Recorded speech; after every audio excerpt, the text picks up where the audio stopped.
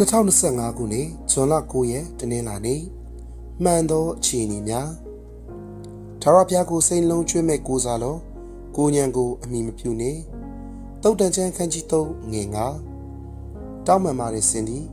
ဒါပေမဲ့မင်းသုံးမဲ့မြေဆွေးကအစစ်မပြေမသင့်တော်ဘူးဟုကျောင်းအုပ်ကြီးကတောင်းပန်စကားဆိုသည်နေကြစီတွေပေါက်ဖို့အခွင့်မရခင်တည်သွားလိမ့်မယ်စိတ်ပြက်စိတ်ရှုပ်စရာများဖြစ်လာသည်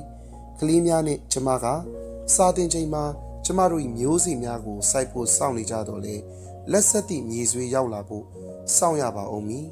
ထို့အစားကလေးများကိုနေကြပန်းပုံဆွဲပြီးသူတို့ဘဝအကြောင်းအချက်အလက်များရေးသားကြသည်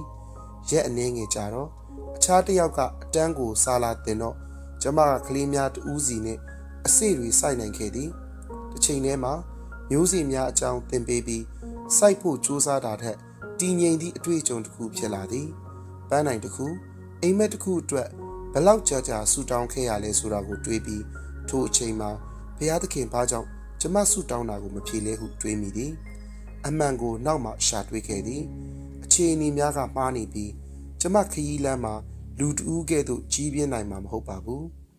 အခြေအနေတွေမမှန်ဘူးဆိုရင်မျိုးစေ့များလိုအိမ်မက်များမျောလင်းချက်များကြာရှုံးနိုင်ပါသည်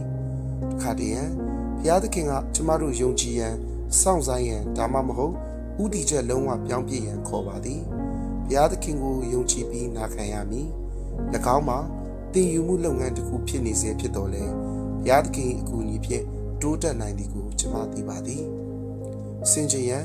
ဘုရားသခင်အချိန်ကိုယုံကြည်လျက်လိုက်လျှောက်နိုင်ရန်တင်ယူပါမည်အာယုပြုဆုတောင်းရန်ဆရာမများအတွက်ဆုတောင်းချက်ဖန်ဆင်းရှင်ဖာကိုရောဤအချိန်ကစမ်းချေကပြီးပြည့်စုံပါသည်ကိုရောဤလမ်းပြမှုကိုစိတ်ချစောင့်စားတတ်ရန်မဆာပါအာမင်